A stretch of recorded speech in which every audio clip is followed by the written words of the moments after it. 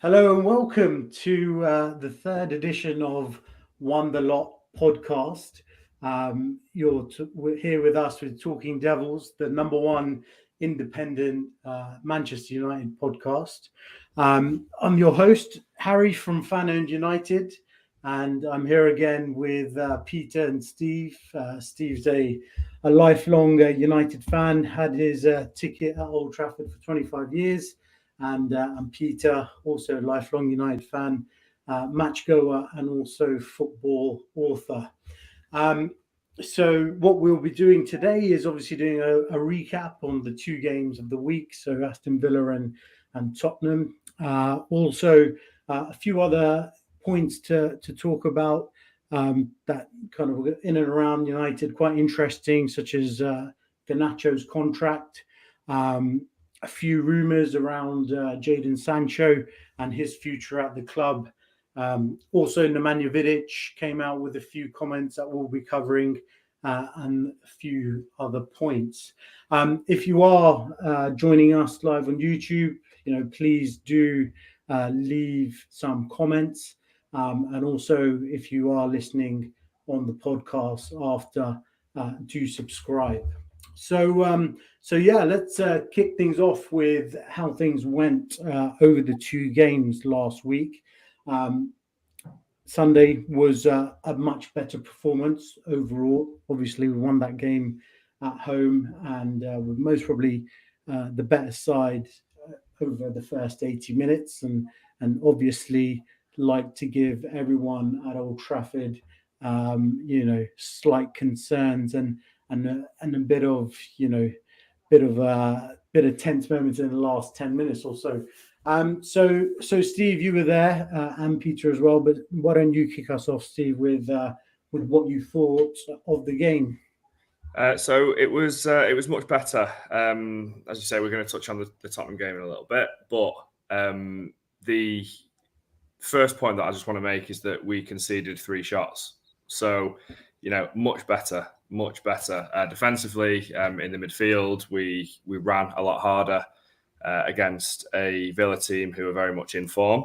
I think in the last 10 games, they've won 8 and drawn 2. So they've really upped their game under Emery. I think they've scored in every game since he took over, and this was the first game in which they've not scored. So big props to our midfield and defence.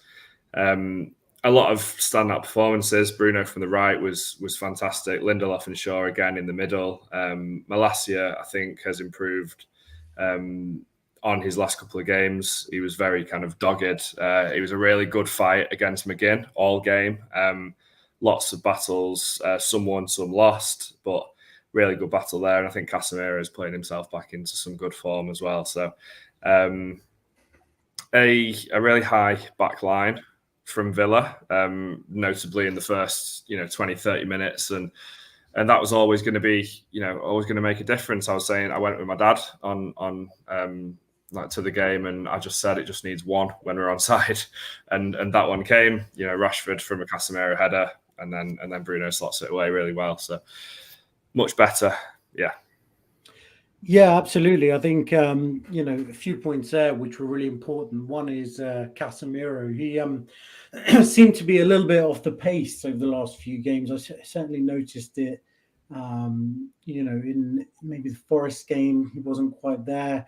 Sevilla away, I was pretty surprised at how lackluster our midfield were with Eriksen, Sabitzer, and Casemiro not really commanding games like he did yesterday. That's exactly what we expect from Casemiro, and like you mentioned as well, with them having quite a high line with their back four, I think it helped us quite a bit in transition. Like when we did have the ball and we were counter attacking, Casemiro and a few others, Bruno as well, was able to play some really nice kind of 30, 40-yard passes and catch, Sancho, Rashford, etc., on the counter. But Peter, yeah, you were there also as well. What were your kind of overall thoughts on the game versus what we had on Thursday against Tottenham? Yeah, so it was actually the Spurs game as well, and I think it does just show like our home form has been incredible this season, and it's kind of a nice return because the last few years it's been quite easy for teams to come to Old Trafford, so it's good to have that back. But yeah, the Spurs game was almost just us in one. First half, what Ten Hag wants us to be, and then second half showed there's still a lot of work to be done, and it is a bit of concern. Like every time the atmosphere grows, the players kind of like they almost like shrink.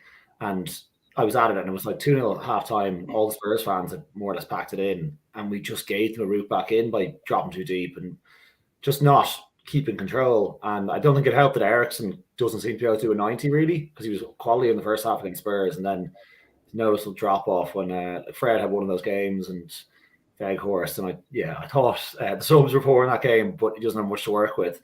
And then even what Steve was saying there about like Malacia, he obviously made the kind of was at fault for the Spurs second goal, but I think it was kind of a poor team goal in general. But he played really well on Sunday, and that was good for him because I think since that Sevilla game, like he hasn't really been in the team, and Dallow's been starting ahead of him, and it was almost surprising to see him start. I thought they would have done Wamsaka and Dallow, but I thought he played well, as did all the defence. Shaw again, kind of just showing like he's the perfect Martinez backup and replacement, just the left side centre back being able to pass the ball and so on. And yeah, I think like the tactics were really good just for what Villa are. Like they don't really play with wingers. They had like Ramsey and McGinn wide, and I think having Bruno there, like you're guaranteed you kind of flood the midfield and try and control it. So I think that really worked, and it is like the difference. Casemiro is just back on form. Like I think recently, I think it's because of the suspensions. To be fair, he just hasn't had a run of games, and his part, like he's just been a noticeably like a little bit off, but it was good to have him back. And it was weird that Villa, like for someone like Emery, who's like a very good tactician, like he's played against us and he's had a lot of joy against us in recent years. It was just strange that he played such a high line, like knowing that Rashford is like arguably the best counter attacker, like English counter attacker anywhere. And yeah, like I was in the Stretford end, and like the entire second half, United were just trying to ping the ball over Ashley Young and over the fullbacks. And there was a few times just like the final pass, or there wasn't someone in the middle. But it was crucial win. And then especially with the fact that Liverpool obviously won late in the day and the man they did, I think if we draw on that, it just would have the fear would have crept in a bit of we might throw this away. But yeah, a welcome win. And like we should be beating Villa at home, but they are a good team. And like Stephen said, like to keep a clean sheet against them was really good to see. Yeah, absolutely. And I mean, they're no easy team to beat ever since Emre taken over. Like you both mentioned, he's completely rejuvenated them, and they've got some fantastic players. I mean, Ollie Watkins, especially in the second half of the season, has been pretty prolific, scoring quite regularly. And I think we did well not to give him too many chances. I think there was one kind of one-on-one he had in the first half, which wasn't too difficult, but chance nevertheless. And it has been quite surprising how Lindelof and Shaw keep on maintaining that partnership and not really having too many errors between them to kind of let other attacking teams through and create chances. But again, I mean, I think that angle that Emre took, I mean, it was a very aggressive one. But one thing that was, something really positive to see, as we've seen throughout the season, is Ten Hag really does adapt. He I think it's no kind of, it's something that we all know by now, right? That he is a very good tactician. He does dissect how other teams play, and he accordingly will set up how we play our style against them. And another positive has to be said is we bounce back again with a performance and a result. Like I can't remember the last time we lost kind of 3 games on the bounce. I know at the beginning of the season, I think maybe Brighton and Brentford we lost back to back, if I'm not mistaken. But after that, whenever we have been defeated, had a loss, we've always bounced back. And more so than anything, what we've been talking about over the last few weeks is how, fatigue seems to be setting in, and how the players seem to be looking slightly tired, which I felt we kind of showed in the second half against Spurs. We seemed to switch off, and then when they were really kind of attacking us and giving everything, we kind of looked like we stopped playing. But also at that time, to be fair, I just mentioned about the defense being fairly sure, but I felt in the second half, because the midfield wasn't quite protecting us, they did cut us up, more often than not, which was a shame to see. I mean, 2-0 up against Tottenham, if we would have won that game along with yesterday's win, I think would have been a kind of guaranteed top four finish. I mean, I always err to the side of caution. I mean, we should kind of be in that position now, but not Spurs. Sorry, Liverpool are kind of keeping us on our toes slightly. I know we've got a game in hand over them, but only 6 points difference now in the league. So how do you guys feel about that, Steve? I mean, we'll start with you. Do you think top four is a banker for us now? You think we've done enough? Yeah, I think so. Looking at our running as well, it seems to be pretty much achievable. You'd think, looking at the fixtures that we've got 3 games at home, 3 games away. Obviously, this week we've got Brighton and West Ham, which I think we'll touch on in a little bit. Then Wolves, then Wolves at home, Bournemouth away, and then finish up with Chelsea at home, then Fulham at home. So it's you'd think 6 gettable games. Brighton probably being the biggest challenge, looking at our recent form against them. And, normally on paper, you'd look at Chelsea being the hardest game, but they're obviously having an absolute stinker of a season. So, yeah, the other games on paper, you'd think with the squad that we've got, we should be getting those points on the board. We need 9 points out of those 6 games to qualify automatically. So I think that's the aim, and I think we should really be getting 5 out of 6, and I'd take a draw on Thursday. Yeah, absolutely. I mean, again, we saw in the FA Cup semi-final, right, how good of a team Brighton are, and I think it's going to be no easy win if we are able to win on Thursday, especially away from home. I mean, Wan-Bissaka did an amazing job on Mitoma in the semi-final, and he's going to need to be at that level if he's to play on Thursday. Actually, a little exclusive, not massive breaking news, but my friend was staying up in London. There's a hotel in the Shard called the Shangri-La, and he bumped into Wan-Bissaka in the lift yesterday.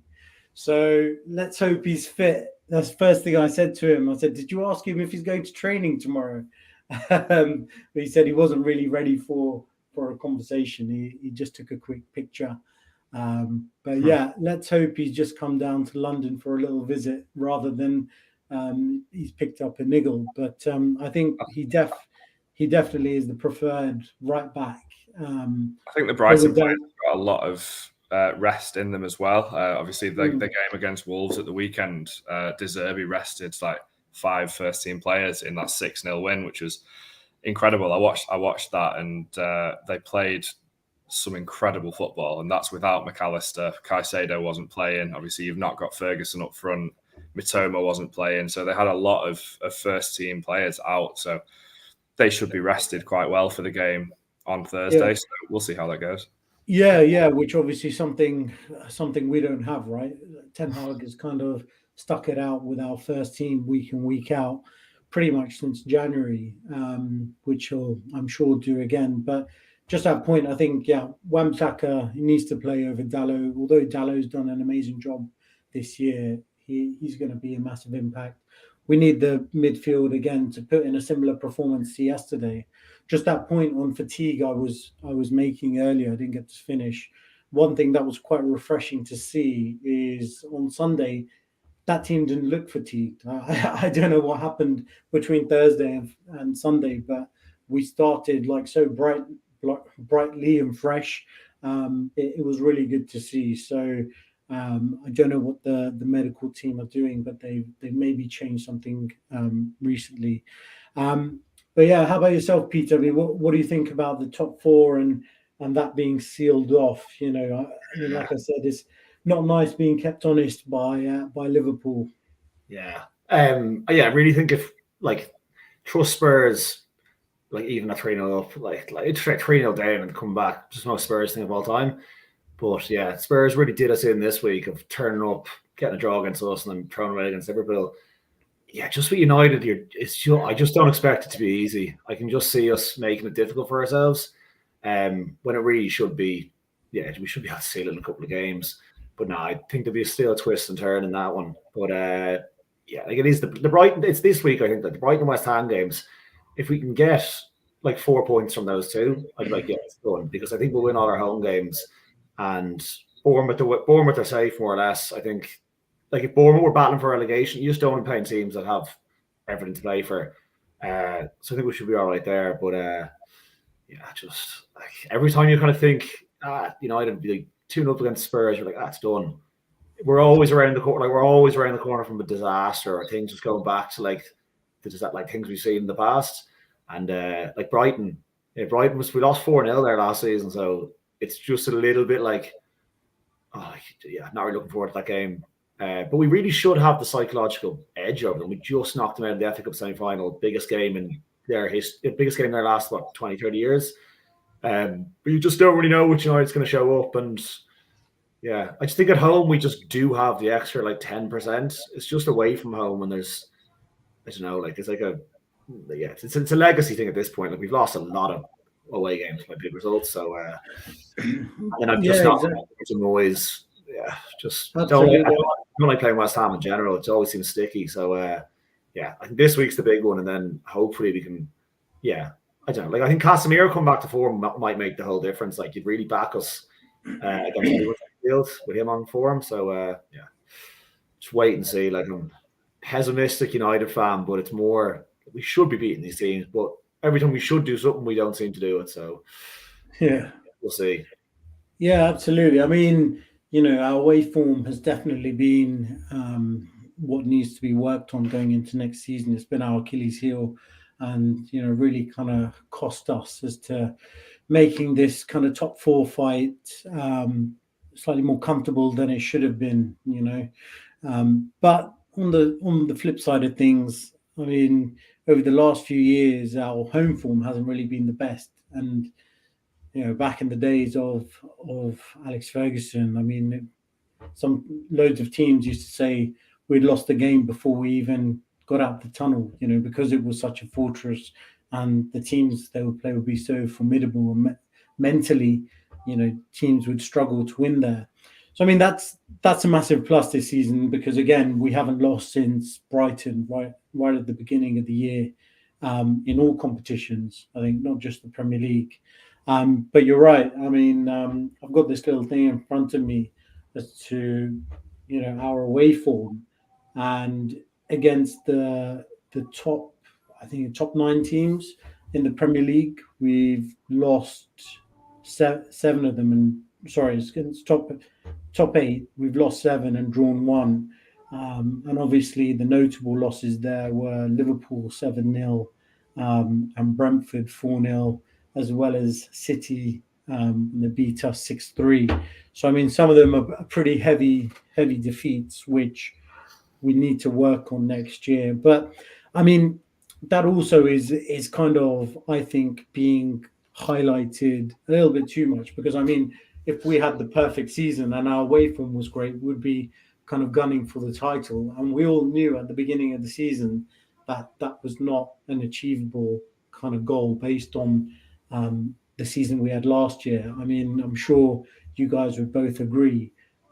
This time last year, if someone said to you, we would have won the Carabao Cup, would be in the FA Cup final, and we would likely to be in the top 4 places for Champions League next year, you would have taken that and some, based on how the team were performing. So I think there's a lot of positives, a few negatives that need to be worked on, but with the transfer window coming up, I think Ten Hag would definitely be able to identify where he wants to improve and strengthen. I mean, so far so good in his recruitment. You can't really question the players he's brought in, bar maybe Malacia that needs to, kind of show his worth a little bit. But everyone else has been fantastic. So yeah, I definitely think there's good things to come next season and for us to improve even further. Yeah, moving on. A few other points I want to talk about today. One big bit of news over the last week was obviously the Garnacho contract extension. He signed a 5-year deal going out to 2028. Obviously, a massive plus for us. I think he's really turned up on many occasions in big games and made the difference, kind of notably against City. He completely changed that game for us at home and was the reason why we won in the end. So Steve, what do you think of Garnacho so far and your overall thoughts on his contract extension? Yeah, very happy about it. I think he's been one of the surprise packages of this season, and you could even say one of the highlights. Obviously, there's been a lot of highlights this season, but to have an academy product, yes, he's not from Manchester, but he has come through the academy, age 18, putting in the minutes that he has done effectively as well. There's been a lot of game time that's been at a consistent level that you wouldn't really expect too much from an 18-year-old. So, the win away at Fulham, the last minute goal was a really big win in our season. The way he took that under pressure at that speed shows a lot of composure for someone who's over the age of 18, 19. So I think it's a really big positive. And, if he can come back by the start of next season, really firing, I know he's going to come back hopefully by the end of this season. And I think we actually get to keep him instead of taking him to the under-20s in the Argentine World Cup squad. So that's a really big positive as well. That he'll be back for City if he can get some game time. So really positive news, and hopefully he can kick on and start playing a bit more of a role in the squad next season, potentially pushing Sancho on a little bit as well, which I think he might need a little bit of competition. So yeah, I'm really happy. I'm really happy. Yeah, absolutely. I mean, he's really gone leaps and bounds this year. Really added to the squad. What do you think, Peter, about what he has to offer? Yeah, I think he's been great. Like, he's absolutely electric since coming in, and I think you can kind of tell quickly with a player being like, he knows he belongs on the stage. I think he almost believes it too much. Like with Ten Hag, is like obviously on preseason last year, he was late to a few meetings and so on. But I think Ten Hag is like the perfect manager for him to kind of like keep him in check, and he's never gone like overboard with praise on him, and he's always kind of like kept him grounded and so on as much as he can. And even Bruno, like, sure, he scored that winner against Fulham. Pretty sure Bruno just kicked him in the backside. So it is that kind of thing of like, there is like, he's getting told like, yeah, like this is the standard. Like, it's not just, but he does seem to have the mentality and the mindset and the personality to play for United. I just think, Ten Hag's the right manager for him. And I just hope we don't do anything silly in the summer, like give him the 7 shirt or even the 11 shirt, because both of them have been cursed. Mm-hmm. And there is just the fear of Adnan Januzaj still hanging around, but I do think with the fact that Januzaj was in Moyes this season was the only bit of positive news we had. That's why we all kind of latched onto him. But I think the fact Garnacho's getting games when we're actually we played relatively well this season mostly, and there is competition in the wide spots more than a lot of other parts of the team. So I think you can only be positive about him, and it doesn't matter. Like big week for him. Like signed a new contract, and he's announced he's pregnant with his partner. So it's mad to think he's 18, but I think just hopefully Madrid don't come sniffing anytime soon, because like we've seen that before. Yeah, absolutely. Well, new contract has come in perfect time for him. Babies and nappies, etc., are not cheap. So I'm sure the new contract will be more than enough to Has cover. anyone seen the wages? Because I've not seen anything to do with No, wages. A lot of I tried. people when they get new contracts tend to I have tried to yeah, I tried to look it up, but there was nothing on the news yeah. outlets, like I think even the kind of loose news outlets like Daily Mail, etc. No one think reported I a just don't weekly think figure. I just don't think Ten Hag would let him be like. I think there was talk around his wages, and then obviously he like properly like broke in. I never knew he was good because he's the FA Youth Cup best player last season and so on. But he could have got a bigger contract. But I'd say United. I'd say it's a very incentivized contract. Being like if you get X amount of games for the first team, score X amount of goals, which is how it should be, Yeah. because he hasn't really like obviously he looks very good, but like he hasn't done it. Like he hasn't done anything yet in his career. Still, obviously scored a few goals, but yeah, I don't think Ten Hag would let him be getting a like 100 grand a week contract or anything. So, Brandon Williams contract, 60 grand a week. I like Brandon Williams, but yeah, I don't know. Yeah, he's another one. You forget Brandon Williams at United, and then like he's on the Wembley pitch when we win. But Yeah, I think new mascot. But yeah, no, I think you guys are right there. I mean, there was talk earlier in the season where Ten Hag, sorry, wanted to put a cap in of 200k across the squad, right? So if we put that in perspective to what I think he'll be aiming to do with Garnacho, is he most probably had a conversation saying, "Look, you're doing fantastic for us. We definitely see that you have a future at the club." But even this 5-year contract will take him to an age of 23. So it's not exactly the next 5 years are not going to be the prime part of his career. And then yeah, I assume that his wages obviously will be an increase, but yeah, nothing close to the kind of 100k mark. I think that may people might be thinking in the back of their head. I think going forward in all contracts, Ten Hag will want to keep everyone at a kind of level-headed kind of approach and not giving them silly wages, which is what we've done in the past.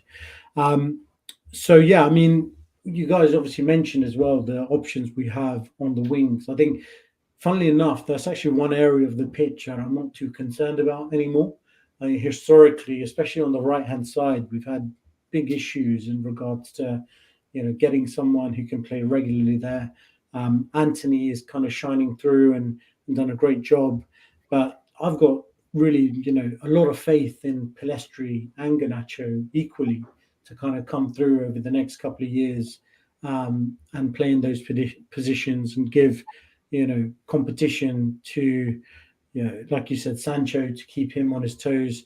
But obviously, Rashford as well. He's interchangeable. He'll play on the left, which I think sometimes he maybe favours versus going in the middle. So in that kind of attacking area overall, I think the key is for us to sign an out and out striker. So yeah, I think the wings are fine. And him as a player, I think, like you said, Peter, what I'm even more impressed by, as well as his skill and ability, is his mentality.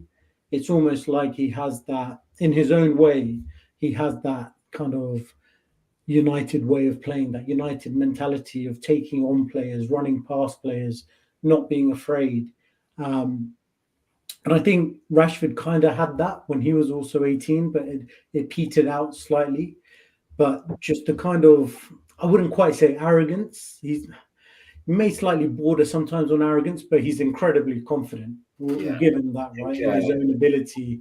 And he has that little bit of kind of, he has a bit of a banter kind of side to him where he's a bit tongue in cheek sometimes, with the kind of the heavy celebration he did against Barca when we beat them, and all of that kind of stuff. But I think that is sometimes what you need to become a really good football player, to have that belief in yourself. I think Um, it's not also, surprising. sorry, Sorry, go on. it's not surprising that like he models himself off Ronaldo. So like Mm, Ronaldo's an icon, and Ronaldo had that as well. I think like Rashford was. It's when you're homegrown, it's more like more humble. I think, whereas Garnacho's like on him. Like he's like, this is right, I'm supposed to do this, and I think you need that. Like you can't beat United and not fully back yourself. Being like, I deserve to be here. I'm one of the best players of my age group in the world, so on and so on.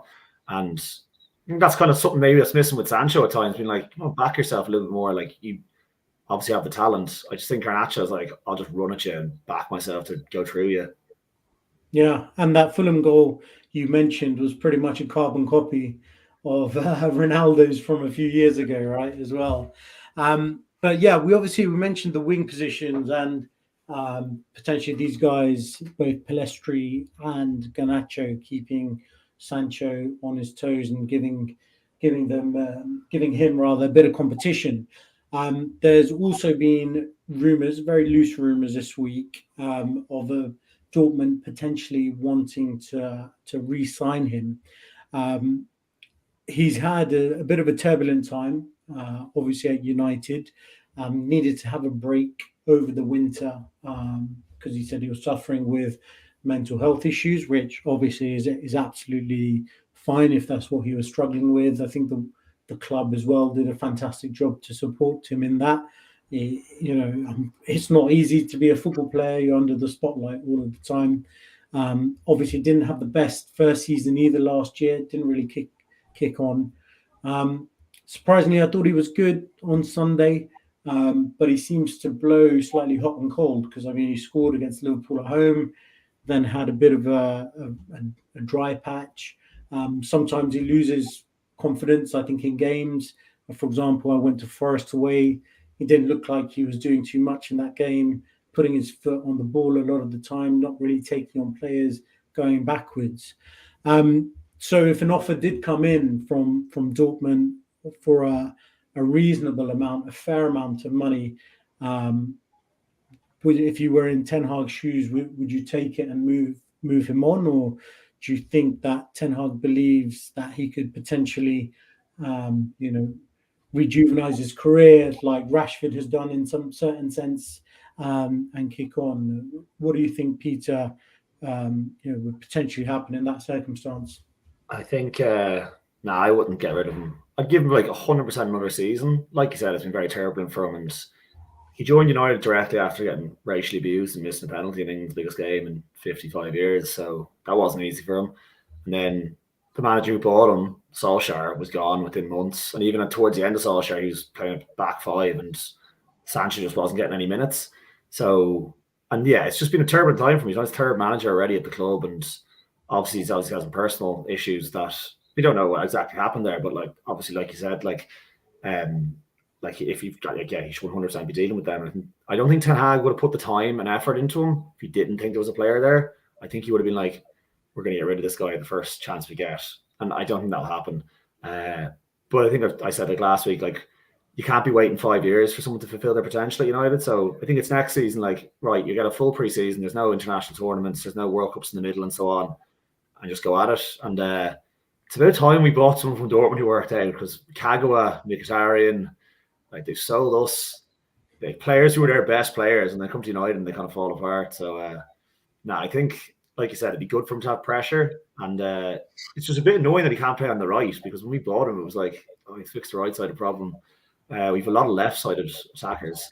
And I think we're forgetting like Ahmed might come in as well, like Ahmed Diallo. So, we've lots of options there, but I definitely think it's worth persisting with Sancho at least for another season.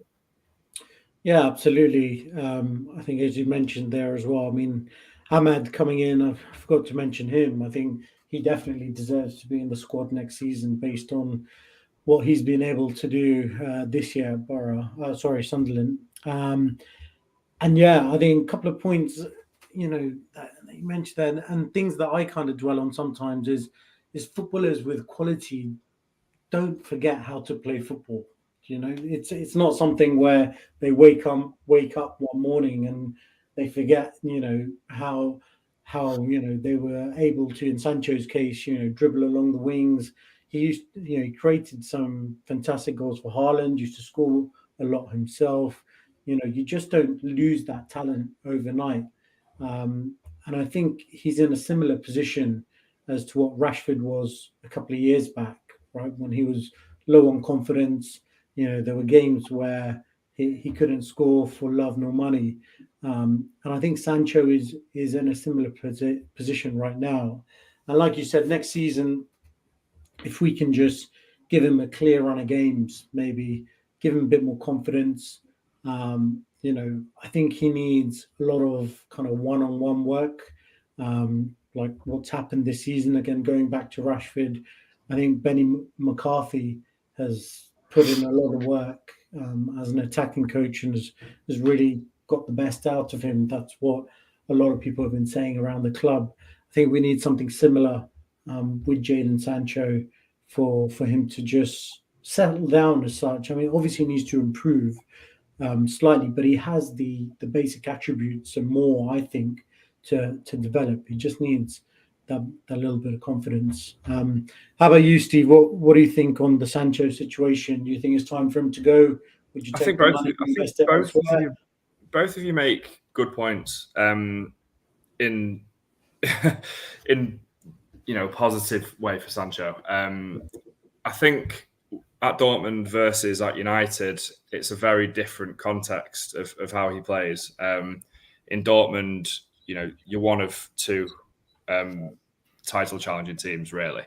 There's a lot more competition in England. There's a lot more space in Germany. There's a lot less space in England. And I think that Sancho is a player that needs space. He likes to get into these little pockets, play with those technical players who can get him into space, into his favoured spaces to run in. And yeah, at Dortmund, he was feeding Haaland every week. So those numbers are always going to go up in terms of his, expected assists or even assists. I think in 3 years in a row, he was getting over 15 assists in the Bundesliga, which, you're going to feed Haaland. If you give him 15 chances in the season, he'll score 12 of them. So it's a lot different, feeding Haaland than feeding Martial or Weghorst. So I think if we get in a striker, which we're obviously looking to, then will his numbers improve? First of all, yes, probably. Will his overall play improve with a focal point to play off or play into? Absolutely. If he can get some consistency. However, I think if I'm going to name my front three for next season, Sancho wouldn't be in it. And is he going to be happy as a bit part player? As bit part is maybe a bit harsh, but out of 5 games, he might be starting 1 or potentially 2 if there's injuries or rotation. Is he going to be happy sitting on the bench for 75% of starts of games? So you just don't know where a player's head's at. He might be pushing to move, but he's 2 years into a 5-year contract on 200 grand a week, I think, or quite high wages. And is he going to be able to fetch a fee that we'd be happy with? Or will a buying team want to stump up the wages that he's on at the moment? So there's a lot of what ifs. And I think if he's pushing for a move, who knows what's happening behind the scenes, then if we can get a decent fee, then it needs to probably be spoken about a little bit more seriously. But right now, I think I'm in the same camp as Peter. I'd give him another year, see what he can do with a focal point in a striker to play off, and then if he improves, then great. And if not, then I think next season it should be a serious discussion, whether we can get rid of him. Just on that point you're making about if he wanted the move and if he wasn't playing much, that's kind of the challenge. Like, you're not supposed to be United like a guaranteed spot. It should be like you have to play well to play because there's other good players. And in recent years, we haven't had competition in spots. Like, that's why, like Martial, he could never play when there was someone competing with him for a spot. Whereas, like, you look at like United's best teams, like 99, just for example, like 4 strikers, nearly 25 years ago. That there has to be like, you're not playing well, you're out of the team. Not like there's been a bit of an accountability and a bit of that's what you look at every single top side in Europe. Like, you look at City, they've like Phil Foden's on the bench for them at the moment. So it shouldn't be a case of like, you don't play, I'm out. And if that was the case, it would suggest your mentality isn't right for the club anyway. But I think it is a lot of soft rumours and just Like I think rumors at this time of the season are a bit irrelevant. You'd kind of wait till wait for the season to end, and then we'll see what happens. But again, I wouldn't give him the 7 shirt either. I think we just leave that one. No, definitely not. Someone earned that shirt because we've just given it to people, and yeah. It's almost like Sancho's not confident enough to have the 7, and Garnacho's too confident to have it. See what happens with that. Exactly. But yeah, I think just to close it off, I think let's say a kind of reasonable offer does come in. I think it'll definitely give Ten Hag something to think about, because that could be money that he can reinvest elsewhere. Obviously, trying to get a striker, but on the flip side of things, I mean, if you look at where we are right now at this point in the season, we've played so many games, and now we've picked up injuries, and it's got to a point where Sancho's had to play some games because our options across all the wing positions have been slightly thin, which is another thing he has to kind of, I guess, think about and contend with. So it could be a bit of a 50-50. It just depends, like you said, on a few factors. If he wants to leave, the amount of money offered, and the kind of depth Ten Hag thinks we have in those positions. So yes, I guess we will see what happens in the summer there. Another little topic just wanted to mention today. It's one of our United legends' birthdays today, Mr. David Beckham. Gave a lot of success to the club. Hopefully he's tuning in, and is a weekly member of the podcast. I mean, I'm not holding my breath, but you never know, David. If you're listening, happy birthday to you.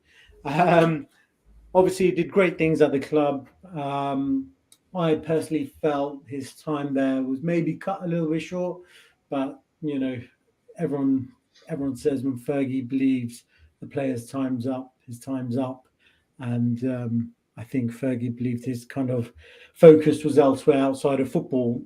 Even though, regardless, he did have a great time there, and had great memories, great success. So, in regards to one kind of single favourite memory of Beck's, what would you say, Peter, is a standout one for you? Hello, is he still there? I think he might have frozen. He's going to be frozen. Go on, Steve. We'll jump onto you whilst Peter's getting back online. Sure. I grew up in. I was born in 1992. So when United started winning absolutely everything was the kind of time when I was growing up. So from obviously the age of 6. I started going to Old Trafford. My favourite player was David Beckham. I had him on my shirt every single year until he left, and then I transferred to Van Nistelrooy. But yeah, he was such a good player. He gave absolutely everything, and I think my favourite memory of David Beckham was, I think, the goal he scored against Real Madrid, where he beat 3 or 4 players on the edge of the box and then put it into the top bins against Casillas, who's obviously a great keeper. And I actually think we lost that game, but it was such a good goal and obviously very different bit of play than what he's kind of known to be famous for. Getting the ball wide, whipping in those crosses to Cole and York were absolutely classic David Beckham with Gary Neville on the overlap. It's obviously great memories and great to see whenever you're looking at highlights on Sky Sports or whatever platform you might be watching on. But yeah, some great memories watching Becks and yeah, happy birthday. And if you're watching, hi. Yeah. Actually, you just mentioned something there about the overlap. I think you never know. Maybe that's why he's called his pod the overlap, because he kept on going past David Beckham. I think it has to be. That's his signature move, wasn't it? It's one of the things that he's the code. Yeah, one of the things he's mainly famous for at United is the overlapping run from Beckham, who wasn't blessed with amazing pace. Hold the ball up, wait for the option, the overlap, and then just completely ignore him. So exactly. Yeah, exactly. Well, I'd say for me, it's a little bit cliche and it's an easy one to pick out, but Champions League final, the delivery of both those crosses to get the goals, I mean, was yeah, massive highlight. I mean, if it wasn't for him, I don't think we would have won the Champions League final purely and simply. I mean, no one delivered the ball from crossing positions or corner kicks like he did, right? So uh, that's the one for me. Even though it's not a goal, I would say that would be my favourite moment. And just in the context, I think of when that happened, right? That was in '99, a year after he was getting so much stick from what happened in the World Cup. I mean, I'm sure you guys remember, there was effigies of him. He was getting stick at every away ground. People weren't even sure if we would keep him or sell him on. So, considering it was really just soon after all of that kind of attention and him having to deal with that, to be so kind of focal in regards to that 98-99 season and capping it off with the Champions League final, that would be my favourite moment. How about you, Peter? We got you back. What Yeah, I would don't be know. your I don't know favourite what happened Beckham there. moment? Yeah, I don't know exactly what happened there, but the signal went in the house, I think. Favorite Beckham memory. So I don't remember '99. And so my first ever game at Old Trafford was actually, he scored a free kick at it. So behind the goal, it was my granddad's 70th. So can't really ask for a better kind of goal to see. Like a Beckham free kick was one of those ones, like he was synonymous with them.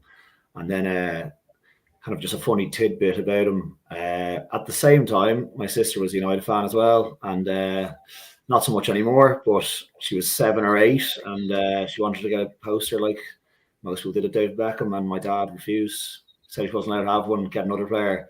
So instead, she was given a Yap Stam poster, and quickly became her favourite player for about 2 years. So two different kind of shaved head fellas, but yeah, I think it was easier having him on the wall. But yeah, I kind of like looking back, like a very underrated player in a lot of sense because the celebrity became so big. Like he's more known as a brand than a footballer. But like yeah, like if you saw like what he could do crossing a ball or from any dead ball was like one part. Like people say De Bruyne and Trent now, but I think it's almost like somewhat disrespectful how good Beckham was because the guy literally he was called Golden Balls for a reason.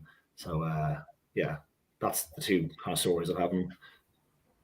Nice. Yeah, kind of one last point I wanted to cover off before we leave. Time's running quickly as per usual, so we've got a last few minutes to talk about this point. There's been a lot of talk about kind of Pep versus Sir Alex and their time in football, and a few kind of people have mentioned how Sir Alex maybe shouldn't really be classed as such a renowned manager because he wasn't able to do it in different countries, and Pep's been able to do it in Spain, Germany, and the UK. I just wanted to kind of relate it back to Nemanja Vidic, who made a few comments midweek, and also kind of build on that.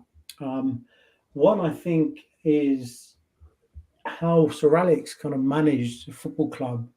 I think is quite different to how a football club can be managed now, and I don't think maybe Guardiola has the same kind of influence. I mean, Sir Alex knew every single name in a football club at any given moment, whether you played for the under 10s or you were, working in the kitchen or you were, first team, obviously, your parents, everything.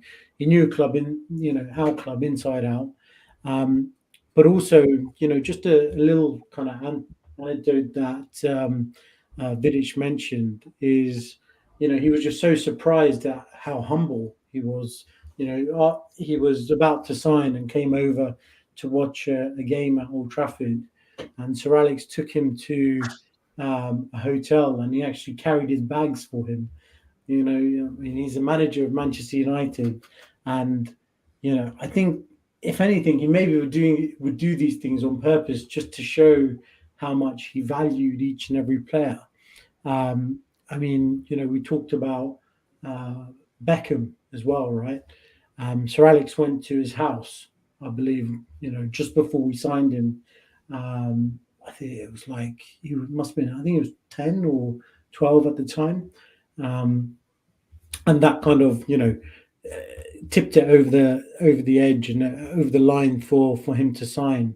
And another point that Vidic mentioned is that Sir Alex always developed players throughout his time. I mean, he was there obviously for 26 years. The first 5 weren't too, successful in regards to winning the league. We won the first Premier League first ever Premier League in 93, 94. And then, the last Premier League he won was 12, 13. So that's 2 decades. And out of those 2 decades, he won 13 Premier League titles. There's only 7 years he missed out. And throughout, we always had squads which were evolving. I felt we always had, in each squad, there would be the senior players with experience, the kind of regulars week in, week out, and also the younger players, who'd come through. And Vidic made the point. I mean, he said he signed me for £7 million and he developed me. He signed Evra, developed him. Ji-sung Park, Ronaldo. He came. He was just a skinny winger, a teenager that used to do stepovers, and look at what he did with him. He said even Wayne Rooney. He took a massive risk. He saw and identified that there was talent there that he could build on. Spent a decent amount of money. Which, in comparison to Guardiola, there's no doubt you have to give credit where he's due. He is a fantastic manager. But I mean, when he was at Barcelona, he had Messi, Eto'o, Iniesta, Xavi, Busquets, Puyol. I mean, I think my nan could have managed that team and won a few trophies. Same with Bayern. He had Robin and Ribery, and with Manchester City as well, inherited a very good team and, bought some fantastic players, spent a lot of money, which in comparison to me is, if in that time Sir Alex had a similar amount of money, that would be us buying, your Ronaldos, your Pirlos, Maldinis of that era, which he never did. So that's just my take on the conversation. I mean, what do you guys think about the whole Pep v Sir Alex kind of, talk at the moment? I think it's just really hard. Like, one, it's really hard to compare like two managers of completely different generations. I know they've met in 2 Champions League finals, but like the second final, we had Carrick and Giggs, centre mid, Park, Valencia, and they had like the best midfield of all time. But just on, I don't think like it's fair to say to Guardiola like, oh, he had Messi and X and Y, because Barca were in disarray when he came in 2008. Like, they had a real down period for a couple of seasons, and like he binned off Ronaldo and Deco instantly, got rid of Eto'o pretty quickly, but he really like set the stall and the culture that kind of kicked on even with Enrique and so on. So yeah, I don't think you could be like, like he obviously, it was him and he made that team the way they were, but obviously like he had very good players. I think Bayern, like that Bayern team, he picked up a treble winning team and took Goetze off Dortmund, and then he got Lewandowski and he got battered every single season in semi-finals against Spanish teams, and that was the Germany World Cup winning, like the spine of that team. So, and then at City, I'm like, yeah, like it's what he should be doing at City. He has the resource of the country, and rich country at it, and he has exactly who he wants in charge of the club, like Soriano and Bergenstein. So I just don't think it's comparable to 20, 30 years ago. And I think the point, like, Fergie didn't manage in other countries. It's like, well, he won. He's the last manager to beat the old firm to a Scottish League title. He won 3 of them and cut a few cups and beat Madrid in a Cup Winners' Cup final. Like, beating Madrid with a Cup Winners' final in any final is difficult, but to do it with Aberdeen, and yeah, I don't know. I just think they're like, Pep has always been the favourite, like, especially but Bayern City's always been the favourite to win everything. Fergie was going up against great Arsenal teams. He knocked off Liverpool. He knocked, like, Abramovich came in with the money. We got taken over with the Glazers. Fergie was spending pennies compared to Chelsea and was still beating them to league titles and Champions Leagues. So, and then also like we're United fans, we're always say Fergie's better, but yeah, it's one of those debates, and it didn't really make the fact that it was coming from Carragher, who obviously likes occasionally kind of like just putting United down at times, was yeah. Well, there's no one who's really like, everyone has a bias for these debates, but yeah, I think they're both great, but I think what Fergie achieved, he built clubs, whereas like Guardiola inherited. It's like City had already won 2 league titles before he came. United won the league in 20 odd years when Fergie came, so very different. But yeah, I'll stick to Fergie anyway, which is unsurprising. What about yourself, Steve? What do you think? Yeah, I'm going to stick with Fergie as well. Again, unsurprising. So yeah, I think the comparison that I would make is that Fergie was a manager, and then Pep is a coach. So people look at the great teams, and Barcelona is one of those teams. Built by Pep, fantastic tactics and style of play, and that has kind of spearheaded the modern game to some extent, which you can't take that away from him, and you can't really dispute that. The way that he has played has influenced a hell of a lot of managers. I mean, look at Arteta this year, doing a great job. And yeah, I think you can't take that away from Pep, but Fergie, as Harry, you've mentioned, Peter, you've mentioned, has built several teams throughout 26 years, and not all of which successful, but a lot of success, and just recycling and rebuilding and refreshing teams was such a hard thing to do. And I think also the style of play that we have played has changed under Fergie, from the 4-4-2 going to more of a 4-5-1 at the end of his reign. But yeah, bringing players through, buying the right players with the right mentality is something that Fergie was really good at identifying. And one little story that I have about Fergie, I've met him. I passed my 11 plus, which is a high school entrance exam when I was 10.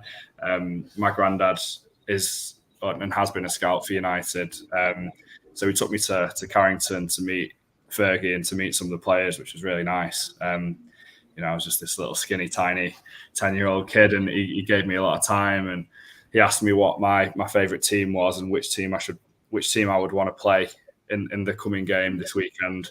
And he has that memory for people. As I say, my granddad has worked for him. In fact, he was actually the first scout that Fergie ever employed back in 1986, and he still gets a Christmas card and a birthday card every year. Oh, nice.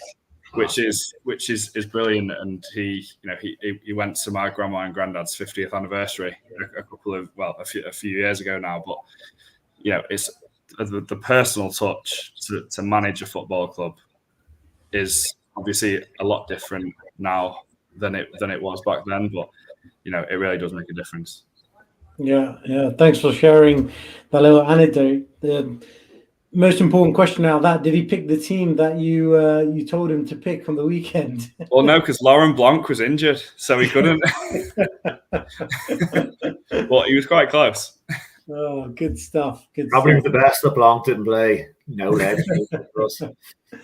Good stuff. Well, yep. Time's up this week. Everyone that tuned in, I hope they enjoyed what we covered off. We'll be back next week, back on a Monday rather than a Tuesday. Even though it's bank holiday, we'll be back on Monday next week.